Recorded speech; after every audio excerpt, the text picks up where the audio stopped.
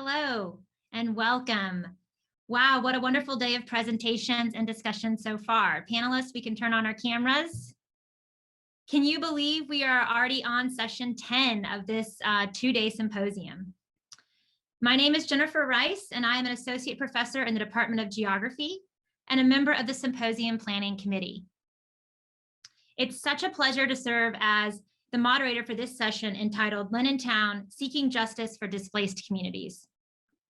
Our two panelists today are about as good as it gets.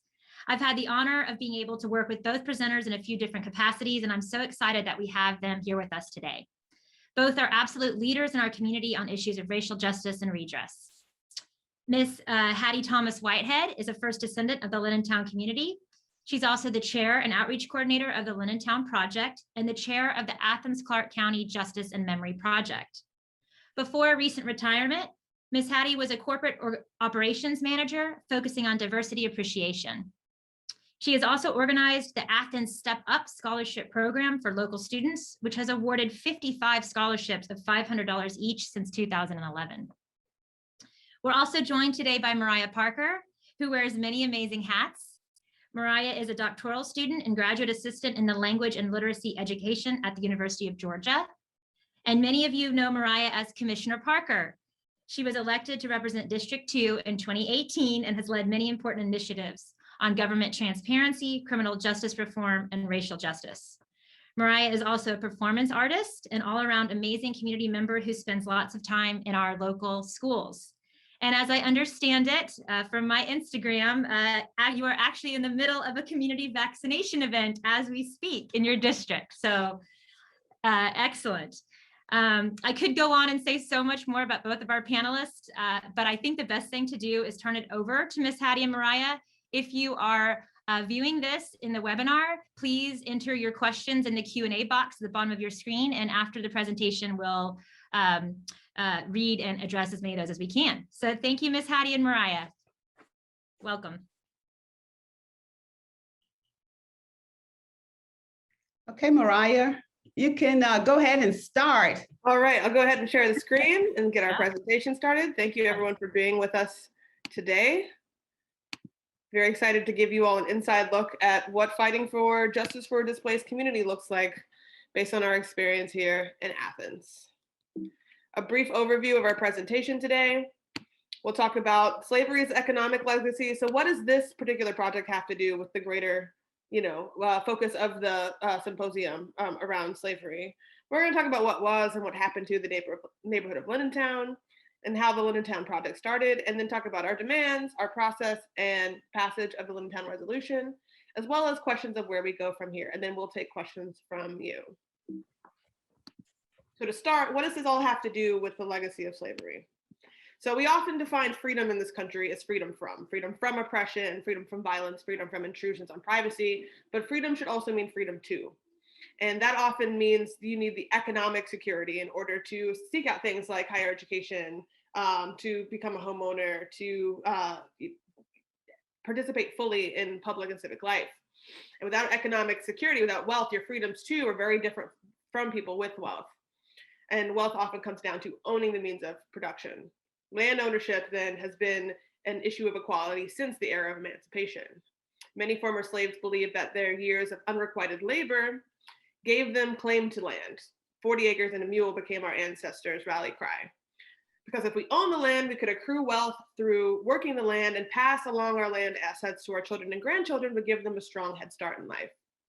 But during the era of Reconstruction, the federal government's decision not to redistribute land in the South meant that only a small percentage of freed people became landowners.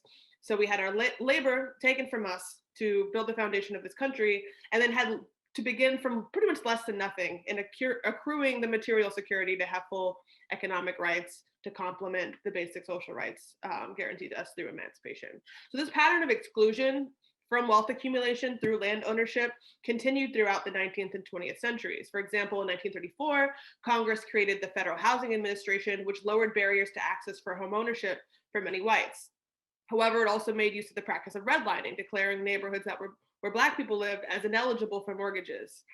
Not only did they declare properties in Black neighborhoods ineligible, The FHA and private lenders wouldn't approve mortgages for properties already owned by Blacks either, meaning Black folks that managed to become homeowners couldn't sell their houses either, and the homes they already owned became essentially worthless. And so once again, Blacks were excluded from the greatest mass-based opportunity for wealth accumulation in history. So we had our wealth taken to build the country, we had our wealth either prevented from accumulating wealth, or our assets devalued by the federal government. And then we have urban renewal, the topic of today's discussion, which continued this pattern, and in doing so, kept the legacy of slavery alive. So we'll talk a little bit about that today.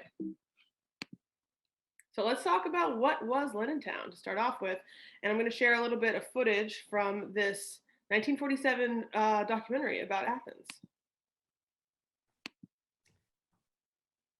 Okay, this was a shot of Linnentown in 1947. But Linnentown was a Black community. It was about 4 blocks. If you left the University of Georgia Stadium coming up Baxter, it was about 4 blocks. Now, this area was not considered Linnentown. It was only referred to on all of Athens, City of Athens papers and UGA papers as a slum off of Baxter Street. But the name of this community, this Black community, was Linnentown. As early as the 1900s, Black families began to settle there on 22 acres of land. There were 3 streets. 2 of the streets was unpaved, 1 was partially paved, and there were no street lights. The Mayor Commissions had approved ordinances. One in 1954, the residents petitioned to have a street light and pave Linden Road. In 1955, they had another ordinance was approved to pave Linden Road and Peabody Street and Church Street. The ordinances was to pave the streets and upgrade the water and sewage infrastructure, which would have really improved the lives of our community, but it never happened. The ordinances were never implemented. So you have to ask, why would the city not follow through on approved ordinances? And there was no records of appeal. We went back to look at all the documentation that was going on about this neighborhood off of Baxter Street, which was Linnentown. And as far back as 1920, there was paperwork indicating and pointing out our community as a slum, and that this particular community was needed to expand UGA campus. This community was had about 37 Black families in 1960. It had reached 57% home ownership. And this was done by the adults there working on meager wages, $8 to $10 a week. However, the workers there were skilled workers there. We had a nurse, we had a professional football player, we had construction workers, we had brick masons, we had beauticians, we had cooks, we had janitors, and then we had a number of workers there that worked at UGA, that walked to work. The children there was raised as mannerable. We were mannerable as children. I was a child there, raised there. We were good, we were smart, and we were happy. We were accountable basically for all the adults in the community. We happily played in the front yards without a blade of grass. However, we used brush brooms to sweep, and we swept often to keep these yards clean. But being in close proximity, UGA allowed joy rides through our community from the students there that would throw bottles of Cokes and cups of Cokes at us. UGA, we don't know whether they were really concerned of the behavior of the students that came to UGA. Those students didn't always leave their behavior at home. So we were targeted because we were close proximity to UGA campus. And football games was a whole nother subject. We had individuals that would ride up, drive their cars up, block the homeowner's driveway, get out, lock their cars and leave. And our parents had made us watch those cars because they didn't want any trouble. And litter was a whole lot another subject. We had paper plates, everything thrown down in the neighborhood. So we had to go and sweep the neighborhood once all the football traffic left. But UGA wanted this property, and they wanted it for expansion to build dormitories, and they wanted this property cheap. So that's what really happened in our neighborhood back in the leading up until the early 60s. But like I was telling you about 1920, there was $25,000 allotted to purchase unspecified Black owned properties. They stated in the letter that safeguarded property that of the girls that they were in charge of. So that was one of the reasons they wanted it. And in 1950, a city map specifically showed that they was going to target it, the Linnentown, because it had red tape over it. In 1949, the Housing Act was updated. And in 1959, to allow university to access urban renewal funds, this was a red light for UGA to get the property. They had already been working on it. There were communications to Senator Richard Russell from the president of UGA prior, all these periods prior. So when it happened, when they could access a fund that was allowed them to get the property, and they started surveys in 1961 in the city, in our community. This was mandated that they do these surveys because of the Urban Renewal Project allowed them to do so. So the city of Athens and UGA entered into a project called GAR 50. And in 1962, they received a clearance to get this contract because of a slum. And as a result of that, before all this was started, you got to remember that there were no people of color on UGA campus, no Black students at all. So when they declared and got the project, the UGA got the project in the city of Athens, then they start clearing the land for expansion, for dormitories. They wanted our land and they wanted it cheap.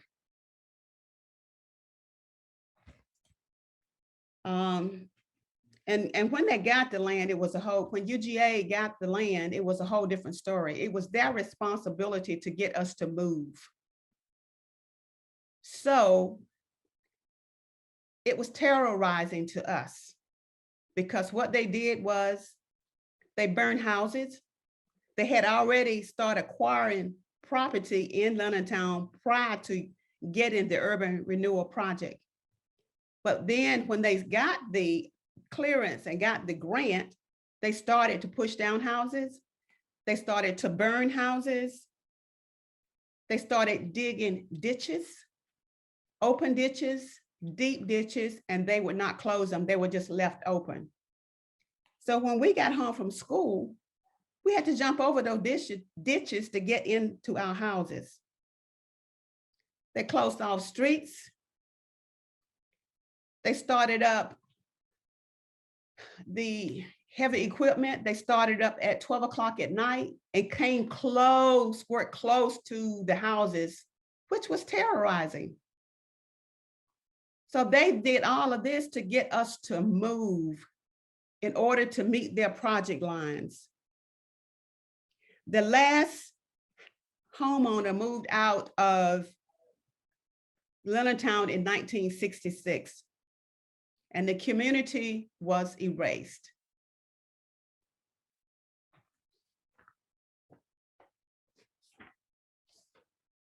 So that's what, it was terrible living in Linnentown during that period of time. I was a little girl, but it was really rough and it was hard.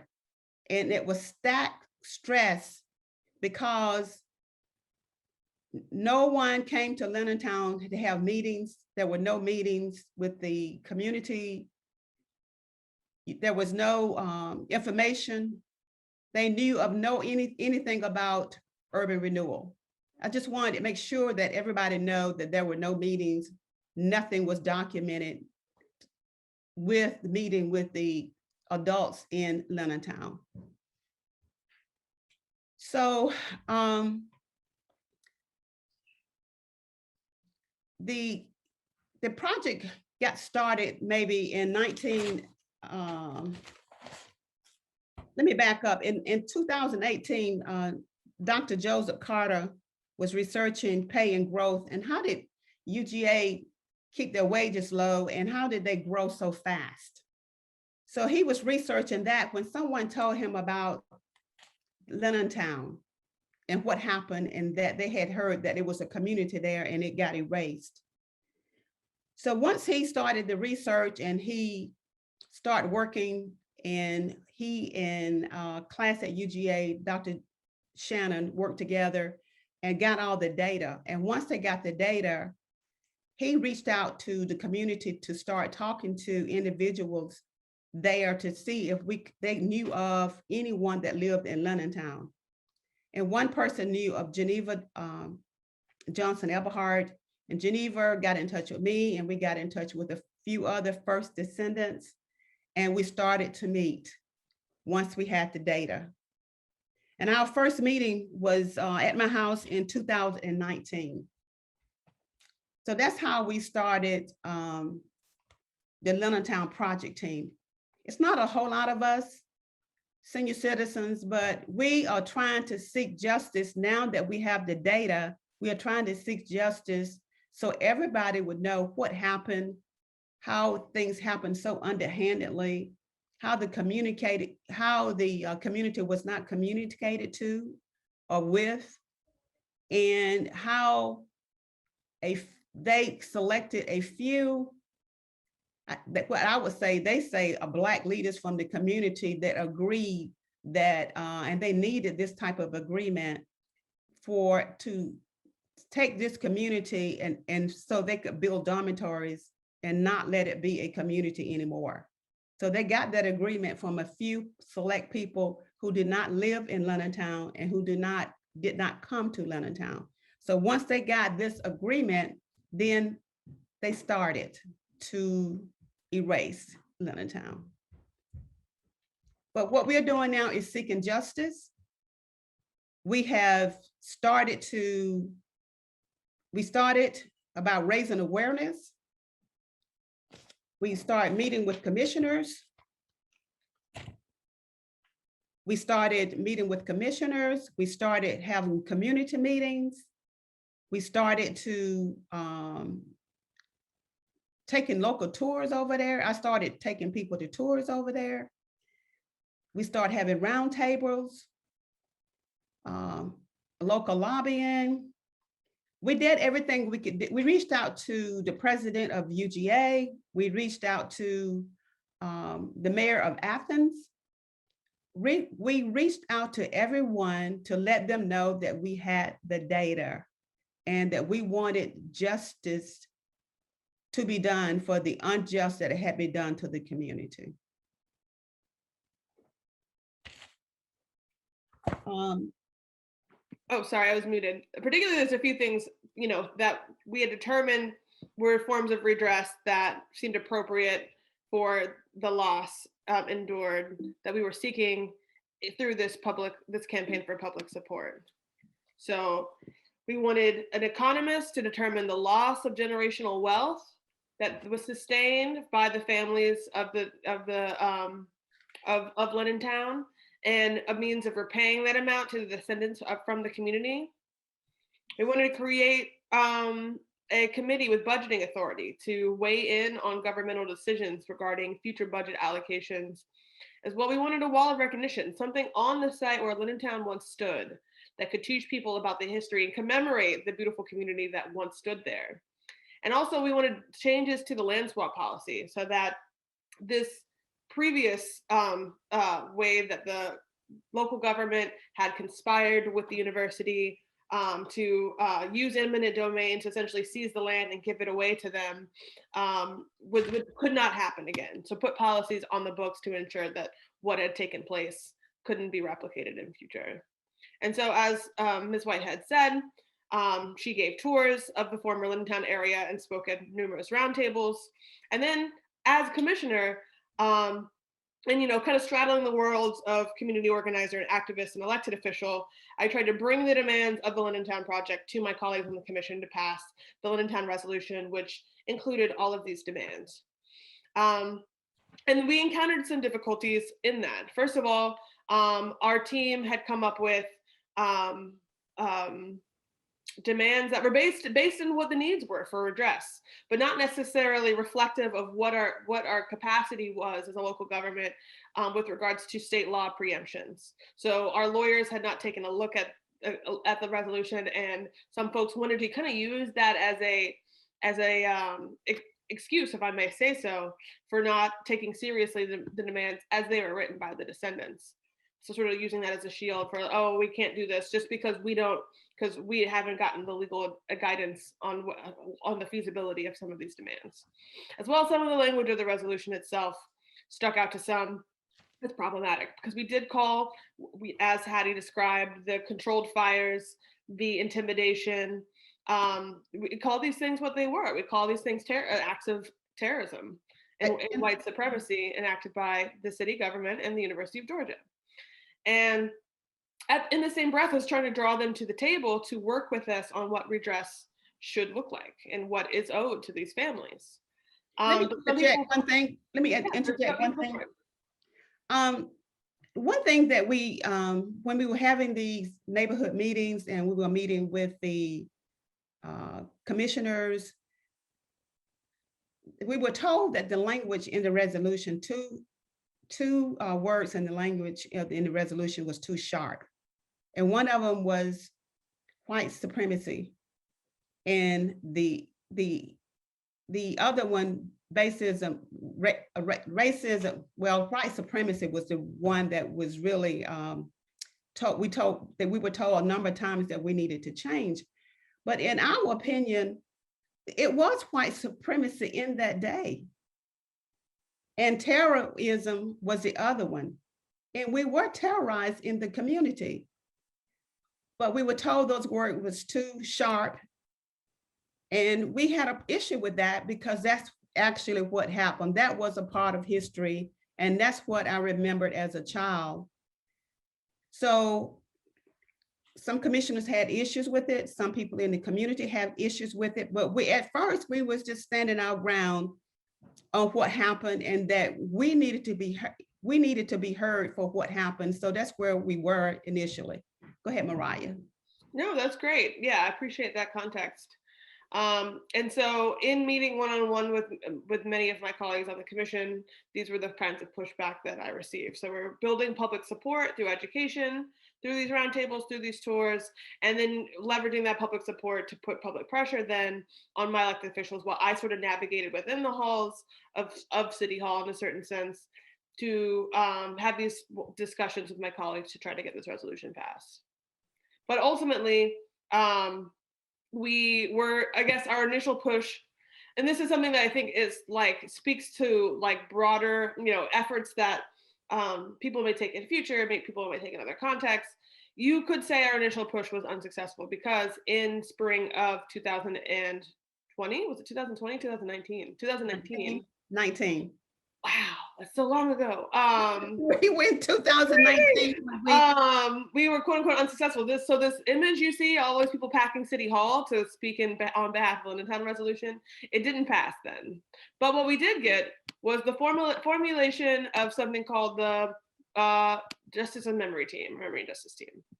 And Ms. Hattie and myself were both members of the team, and we were are charged with working with Linnentown residents, historians, economists, and other stakeholders to atone for the removal of the Linnentown neighborhood for the benefit of those residents and their descendants, while providing a model process for upcoming projects with other residents whose neighborhoods were removed and destroyed, or whose lives were diminished in quality through the efforts of Athens-Clarke County government or its predecessors, the city of Athens and Clarke County.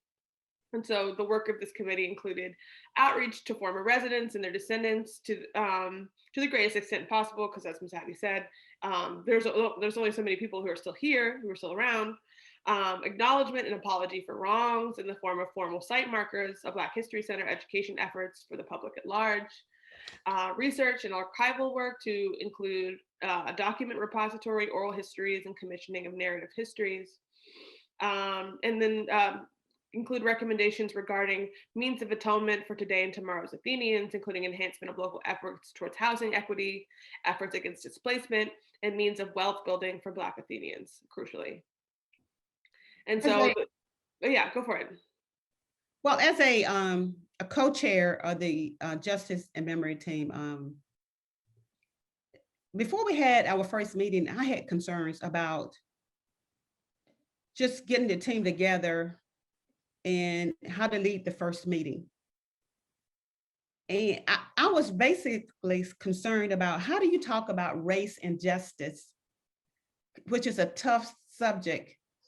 And when you are going to be talking about what happened and feelings come through your words and how it's going to impact the team. And could we work together successfully on this when you have all those dynamics in the room? So our first meeting, I just laid it out and said, okay, we're going to be talking about race and justice, and we're going to be talking about sensitive information that's more sensitive to some people than others, but it's got to be talked about.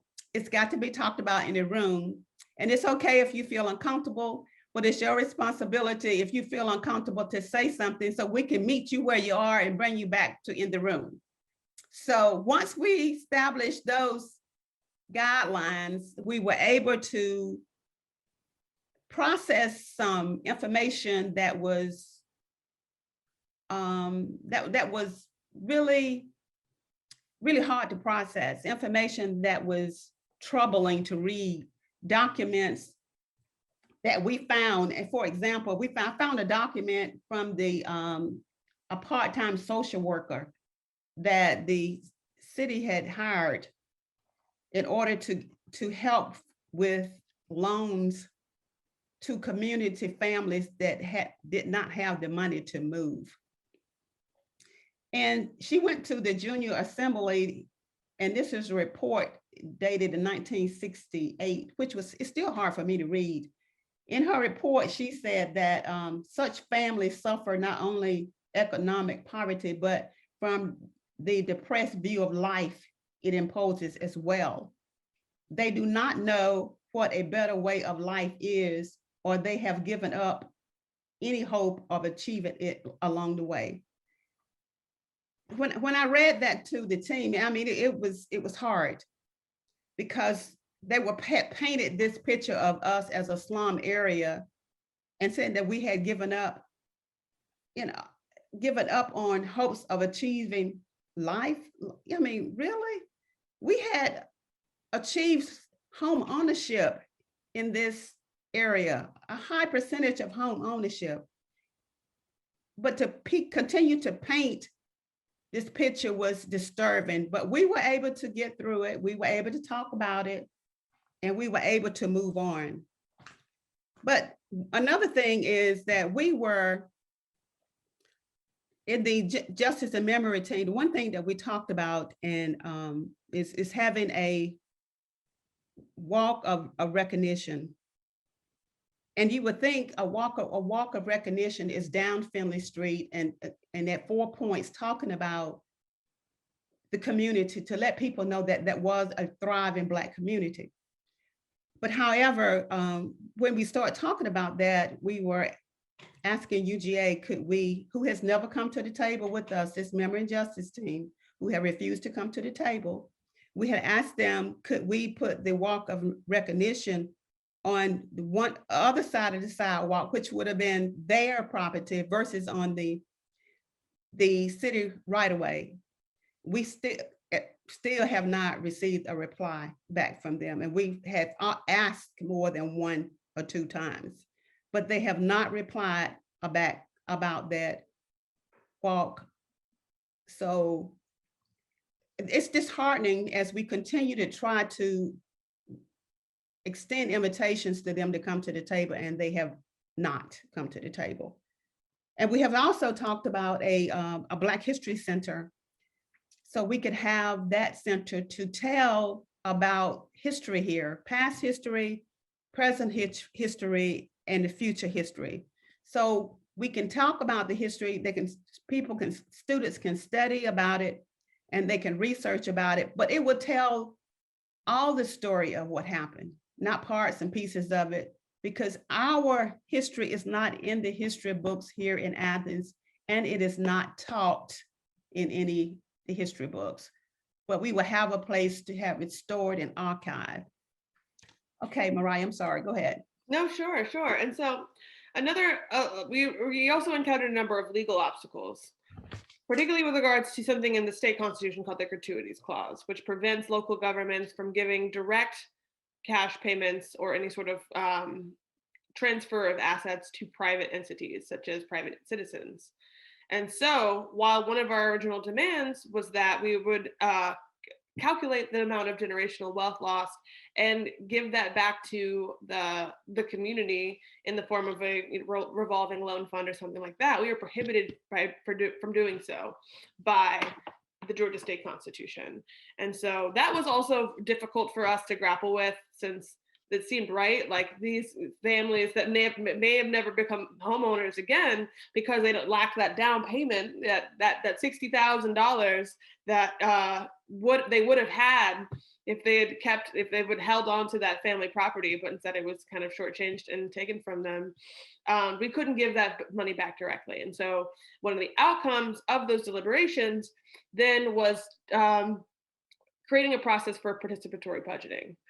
Essentially, that the members of the work of the Memory and Justice team would be able to decide on or give recommendations to the mayor and commission on how an equivalent amount of money that they lost could then be put back into the Black community at large for the public good.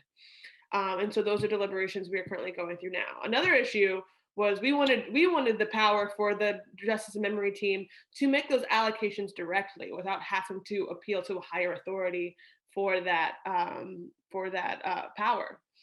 But again, the state legislature has the power to create boards and authorities with that sort of power and not the local government. And so that would have to then fall upon a process of recommendation rather than direct allocation. But there were a lot of good outcomes that came from this process. We did get approval for the wall of recognition, and we're requesting, hopefully, correct me if I'm wrong, Ms. Hattie, but requesting money from in the upcoming budget to get that rolling so that can actually be constructed. And that will probably go on the city right away, like I said, because we have not heard back from UGA. Yeah. So we probably could put that there. Yeah. We did get approval for creation of a Black History Center. We did get approval for empowering the Memory and Justice team to make these budgetary recommendations to the mayor and commission, seeking the help of an economist to determine the amount of generational wealth lost to help guide those conversations around budgetary allocations to the community. and many other things that were included in the original resolution, including naming what happened to the people of Linnentown as white supremacist terrorism, which was a sticking point for many of the commissioners on their first go round. But through the process of both vetting legally and the engagement of the local government in the process of revising the resolution and grappling with the reality of what this meant for those families that lived through urban renewal, many folks came to see that this was calling it what it was, and that it was important to name it in order for us to accurately recognize and redress what had happened. So now I'm going to play a little bit of Mayor Kelly Gertz reading the proclamation, Wait, proclamation. before you start that, Yes. Mariah, Yeah. this is one of the first things that we had in, this is the first thing that we had in the demands for is an apology. If you cannot do anything else, you can apologize for what you did in the past, or what the city did in the past. So we asked the mayor to issue a proclamation, and within the proclamation, it had an apology. So that really brought us to tears right there. So that was very admirable of our mayor. Go ahead, Mariah. Thank you, Ms. Hattie. I'll say by way of introduction, it's my experience that we all learn from each other, and in learning from each other, we all become better. We learn from people who saw and experienced things that we didn't directly experience. And we also learn from those younger than us as they shed new light upon opportunity. I'll also note that sometimes for people in public positions, in municipal life, the notion of an apology might be thought of in a negative sense. But I think it's important to recognize that apology is a strength. It's a strength of recognition, and it's a strength that as we atone for those things that we would not do today, we learn to walk a better path. So this is the apology and recognition of Athenians displaced by urban renewal projects. Whereas the former city of Athens entered into agreements with the United States government in the 1960s to create 2 urban renewal districts centered respectively on Baxter Street and College Avenue. And whereas these 2 districts featured several hundred residents who were displaced during the decade that followed. And whereas, despite the intent and expression of progress provided at this time, this displacement resulted in the loss of generational wealth, particularly for Black Athenians. And whereas social connections, proximity to family, work, leisure, education, and entertainment were all lost or diminished by this displacement. And whereas Athenians and the unified government of Athens-Clarke County are together working toward recognition and remedy for past injustices. And whereas this includes the present Linnentown Memory and Justice Committee, and will expand to include recognition of other neighborhoods that have been lost. And whereas the College Avenue area is again under redevelopment with the explicit intent to utilize a more welcoming and engaging process and an outcome that permanently displaces no current residents.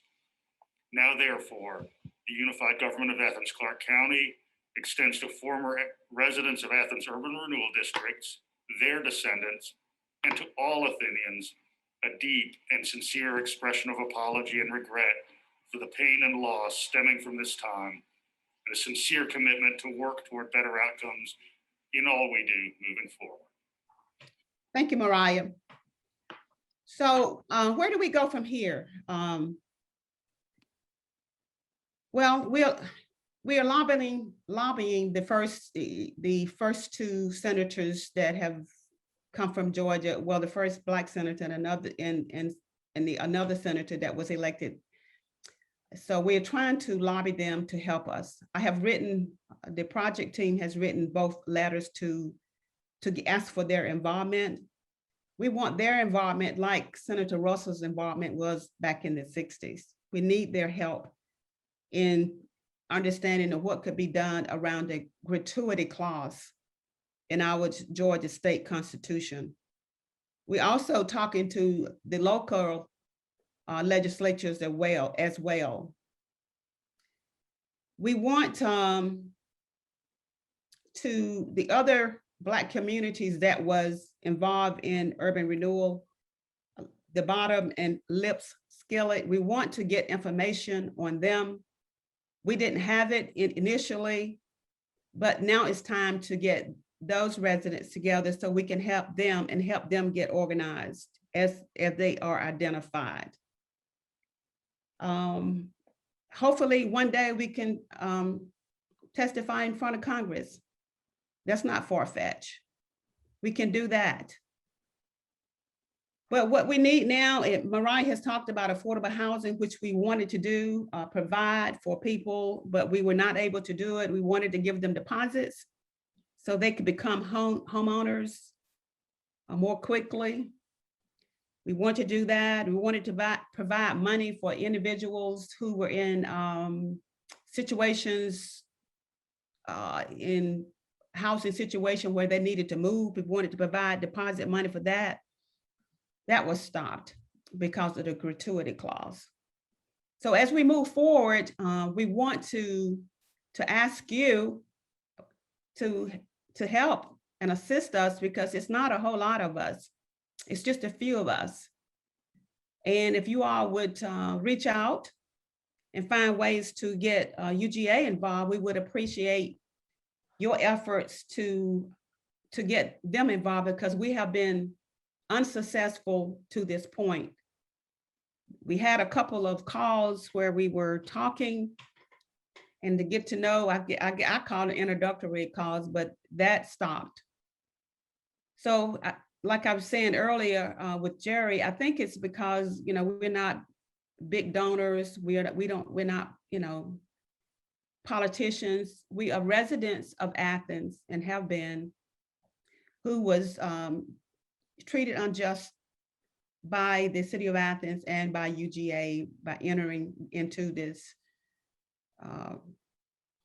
urban renewal, deceptive urban renewal project. One other next step that we can all take, whether we are native Athenians or maybe upon graduation or getting a new job, might need to move to a new community. There's several ingredients in this process that are replicable for other communities, both here in Athens, places like the bottoms or like Skillet, that we're going to extend this work to as it moves forward, but the work that we also hope other municipal governments around the country will see and emulate.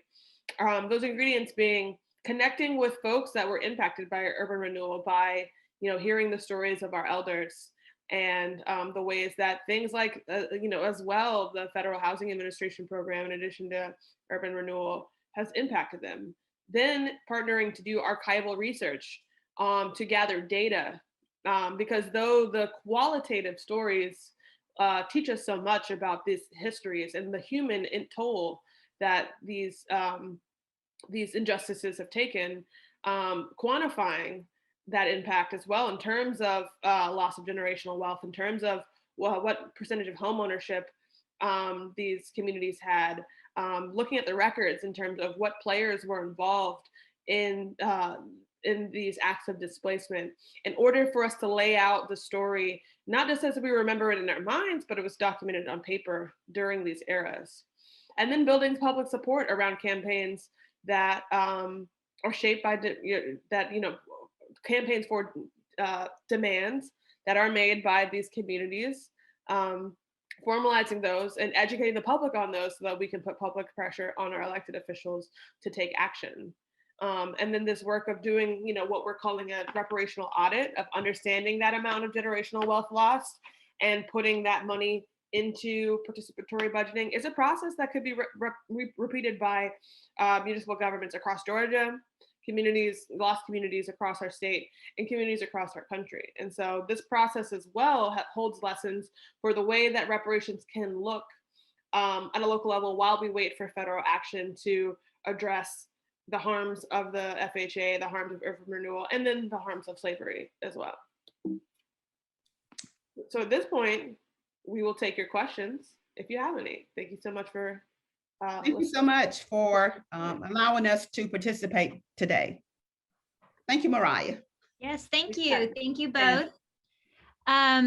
Yeah, this is really wonderful to have this time to hear the whole story and the whole history. It's really nice. So I definitely encourage our audience to put in questions. And Mariah, you might stop your share so we become gallery view for our audience.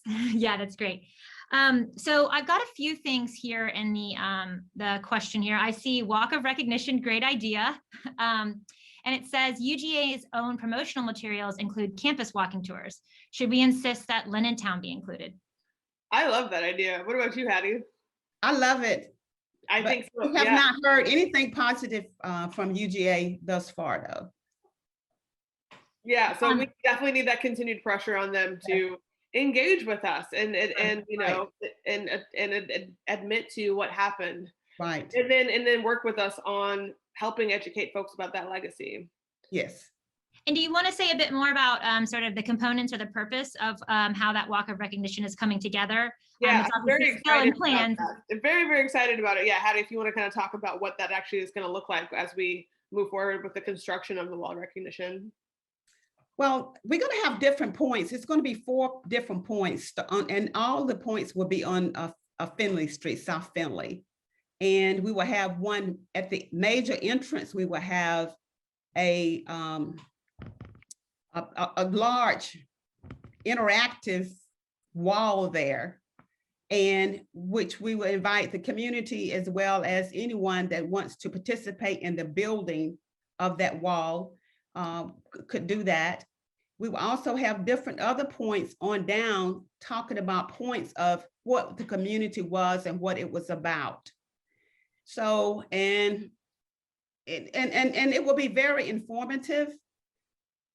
So I'm very proud of it. This will be the first time that we have had any type of recognition of a Black community in the city of Athens with any type of marks of recognition. First time. So we are very, very proud of that. We are proud of the subgroup that is leading it and being involved in it, which is Dr. Jen Rice. She's involved in it, has been involved in it. We are proud of what the work they're doing. We hope to get, and we have a class that's from UGA is already involved in that. And hopefully we will have that done sometime next year. Yeah. But like I say, it's going to probably end up being on the city right away, but I'm still proud of it, wherever it is. Hopefully when it's done, we'll have, we'll be able to shut down the street for a while and have a big celebration. Yes, and I have been part of that process as that's on that subcommittee, and it's really been a wonderful experience. And we are moving forward, and it's going to be really fantastic. Let me give you both another question. So the resolutions that were adopted, if you haven't seen them, are quite well substantiated. There's a lot of supporting information. There are extensive footnotes to really demonstrate that the things you all have described here can be found in the historical record. How did you even start with that process of finding that information that, of course, Ms. Hattie, you experienced as a child, but finding those documents and those other forms of records that could substantiate these resolutions and make them so compelling for the commission to see that they really needed to engage with you all in this process? Where did you start? Well, we started with, like I said, Dr. Joy Carter getting the documents for it. They have an archive under a number, the urban renewal number, which we didn't know even existed. That's where we started. And he started the process by getting the data and working with Dr. Shannon, and then reaching out to the community and finding first descendants of Linnentown. And we do have one homeowner from Linnentown that's still living today. She's over 100 years old. And it's so much information to be shared, but I want you to know that once we have our first meeting, we start putting the resolution together, and we put a strategy together, and then we started meeting with community politicians and the community to raise awareness, taking tours. There's so much information that we could give you, but in a short amount of time, we just tried to touch on the high points as what we have been doing and have done. But it has not been easy. We had to meet, I had to meet with commissioners sometimes 3 different times, the same person, in order to get them to say yes. They said yes, no, and then it went back to yes. But at the end, everybody supported it, but it took a lot of work and continuous work in order to get the resolution passed. Yeah, thank you. We have a question for Mariah. How much of this history, including Baldwin Hall and other instances of expressive white supremacy, did you know before coming to Athens to attend UGA? In what ways has this knowledge changed you and engaged more closely with the community? That's a great question. Yeah, because I had studied things like urban renewal and the work of the Federal Housing Administration out of just personal curiosity prior to becoming a commissioner. But understanding the way it interfaces with other sort of more innocuous forms of public policy has influenced very much the way that I think about things like which roads get paved and which streets have streetlights. Because as Ms. Hattie was talking about, we passed these ordinances, you know, saying we were going to improve the Linnentown community that were never followed through on. And so looking at patterns like that and how they build up into larger, into a system of white supremacy, you know, on behalf of the local government, has definitely very much influenced the way that I approach governance. And so, I mean, so much of learning from, in addition to looking at data, because the government loves to do lots and lots of studies all the time and quantify things like poverty or just various issues in the community. There's nothing quite like listening to what that actually means in the life of someone who has had to live it.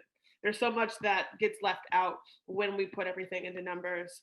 That and in that way, sometimes the numbers don't really give us an accurate enough picture for us to deal with the problems. And so in engaging with people involved in Baldwin Hall, involved in this project, and sort of understanding the human layer underneath some of the numbers that might arise to the surface when we look quantitatively at these issues, has very much influenced my view of governance as well. Thank you. I think you might be frozen, Mariah. You might want to turn your camera off and on. We can hear you. At least I can hear you. Okay. But that's okay. I have another question here for both of you. Can alumni put pressure on UGA to apologize for Linnentown? Sure. You're Many, because we have not been successful to get them to come to the table. We're still working with the city of Athens. We opened, but they will not come to the table. I have a question here. Is there a possibility that other SEC college communities have experienced the same fate as Linnentown? Absolutely.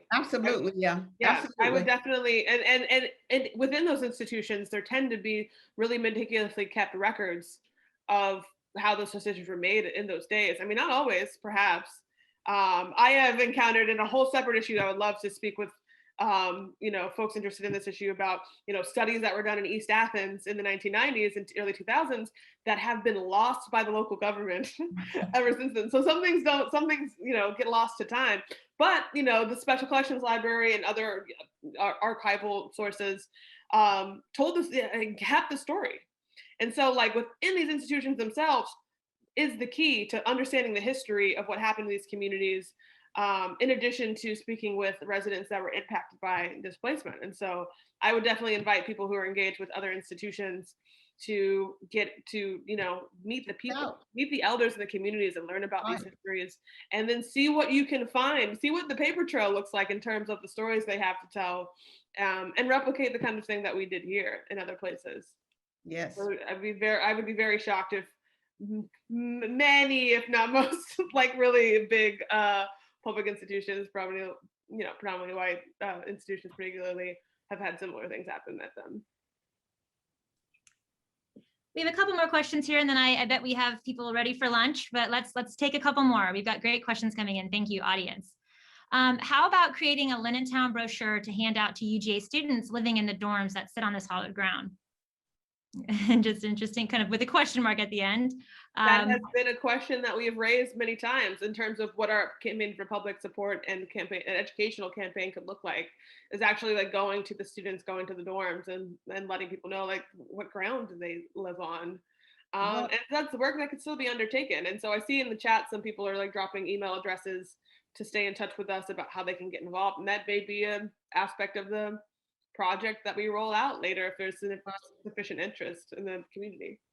Well, and there's a class, one class has talked about making some training cards and put them out on campus so everybody will know, all the students. I definitely think all the students that are attending UGA should know what happened and what and a community was erased as a result of the expansion of UGA. I think everybody should know. Now, I think if the students at UGA were to get together and to make this happen, it would be fantastic because we don't have the money nor the people to get this done. Mm-hmm. But that would be a great effort. If we can help, or I can talk to anyone, and Mariah and I can be available, we can help with that. And I mentioned this in an earlier session, but I teach a freshman Odyssey class that engages directly with the history and contemporary politics of Athens. And we discussed this issue. It's been written about in the Red and Black and other places. And the students really want to hear it. They feel better when they know that they're being told the whole story, the whole history, and they can learn from it, engage with it with them, each other and me as the instructor in the room. And it's obviously relevant to a lot, of the classes we teach here in geography. So this issue, there's a lot of synergies that could come out of a closer engagement between the university and the Justice and Memory Committee, and the pretty darn good support that this committee has received from the city, as you can see from the achievements that have been made coming out of the Justice and Memory Committee through the collaboration with Clarke County. And I'm so happy that you had a video of Mayor Gertz's proclamation and apology. I was fortunate to witness it on that day. And to see it again, it's just as moving and sort of important. So thank you for capturing that. I'm glad to know that lives on tape. Let's see, let's take one more question. It's definitely come up in a couple different ways, but this one's, I think, more from the community perspective as opposed to alumni or specifically UGA. So how can we in the community support your work in putting pressure on UGA or helping you achieve the outcomes that you've already accomplished through the committee that are in progress? Because there are a lot of things that are in the works, the History Center, the Walk of Recognition, the budgeting process. So what are the tactics and avenues for pressure that you would recommend for us to keep this going as communities? One is letter writing. Some of the churches has gotten together and started writing letters to the president and asking him to get involved. But if someone out there knows individual political leaders at a higher level, then that will help too. But if everyone can write a letter to UGA president, that will help. If they can come up with a creative idea that you don't can think of today, but would like to get to us, you can always write Commissioner Parker. She can get the information. Her email is available online. Oh yeah, let me pull this up real quick. Our final slide. Yes, share any information that you need for people to be able to get in touch with you both. Yeah. And we have the Linnentown. It's a ton of information on our website with redressforlinnentown.com. So we just shared just a tad bit today, but it's a ton of information there as well. But if somebody can come up with something that's creative that we have not thought about, you can really send Commissioner Parker an email and she will get it to me and I can take it to, or she can introduce it to the Memory and Justice team or the project team, either one.